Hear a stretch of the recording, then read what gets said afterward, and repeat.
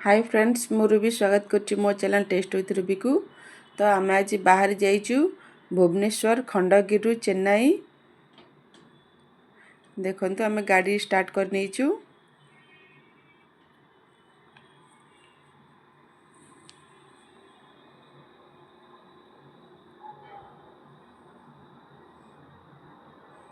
तो ये पालासार toll gate आम पाखापाखि गोटाए बेले पालासारे पहुँची जाइथिलु।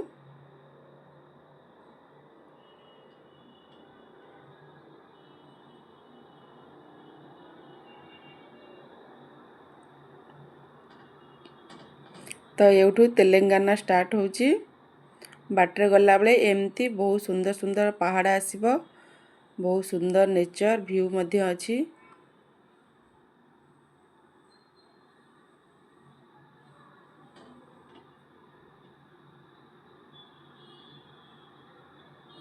आपण एमती नेचर एंजॉय करिकी जाई परिबे।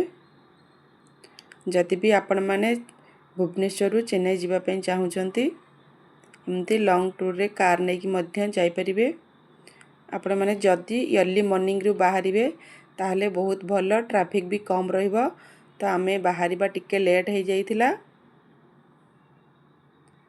तो आमे लंच पई का कोठी भी रही नथिलु, कारण आमे पैक करी नै आस्थिलु लंच। तो आमे कार ही लंच कर नैथिलु।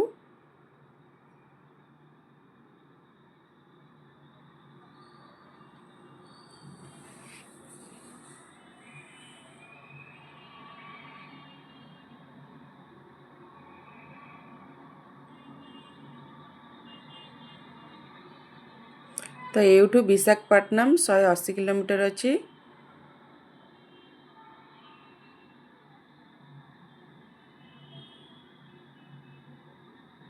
देखंतु केते सुंदर व्यू अछि। एमती रोड साइड रे मंदिर मध्य आसीबो।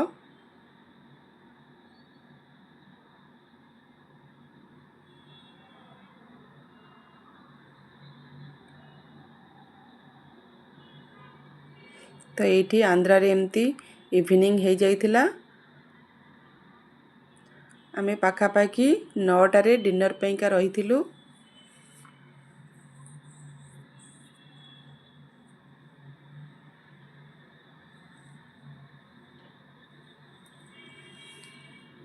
तो एमती रोड साइड रो लेफ्ट साइड रे आसबो एमती रिलैक्स फूड कोर्ट। आपण माने एठी एंजॉय करि परिबे डिनर। बहुत सुंदर रेस्टोरेंट थिला। रोड रो साइड रे ही एटा आसीबो। एटी बहुत भला सिटिंग एरिया अछि। फ्रेश हवा लागि मते रेस्ट रूम अछि।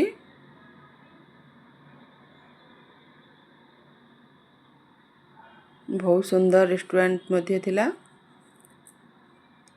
तो आमे एठी गोटे घंटा पई का रहिथिलु 9टा रु 10टा। तो आमे 10टा रु गाड़ी स्टार्ट कर देइथिलु। 2 घंटा आमे ड्राइविंग करथिलु।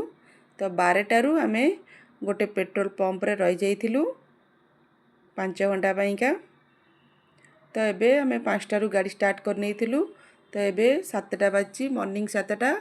तो आमे कॉफी पीवा लागि स्पाइस होटल एट रहि जाइथिलु। एगोटे कॉफी शॉप अछि। जेहेतु आमे शीत दिने बाहर थिलु बहुत कुहुडी थिला।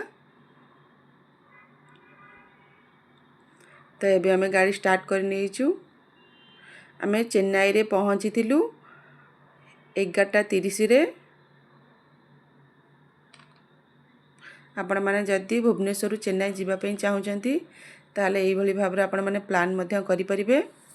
तो जेते अर्ली मॉर्निंग रु बाहरिबे सेते ट्रैफिक कम रहइबो। तो आपण माने जल्दी पहुंची परिबे। तो हमर टिके बाहरिबा लेट हो जाइथिला।